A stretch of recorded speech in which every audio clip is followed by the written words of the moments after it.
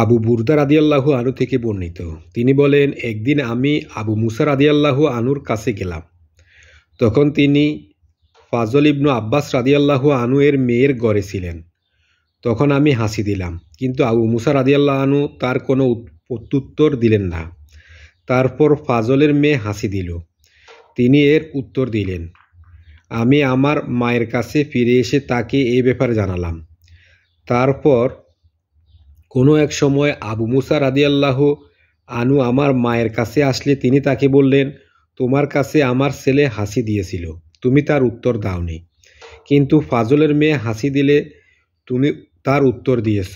এই কথা শুনে আবু মুসা রাদিয়াল্লাহু আনহু বললেন, তোমার ছেলে হাসি দিয়েছে, কিন্তু আল্লাহর প্রশংসা করেনি, তাই আমিও তার হাসির উত্তর দিইনি। আর ওই মহিলা হাসি দিয়েছে এবং আল্লাহর প্রশংসা করেছে, তাই আমিও তার হাসির উত্তর দিয়েছি। কেননা রাসূলুল্লাহ সাল্লাল্লাহু আলাইহি ওয়াসাল্লামকে আমি এই কথা বলতে শুনেছি যে, তোমাদের কেউ যদি হাসি দেয় এবং আল্লাহর প্রশংসা করে, তাহলে তোমরা তার হাসির উত্তর দিবে। আর যদি সে আল্লাহর প্রশংসা না করে, তবে তোমরা তার হাসির উত্তর দিও না।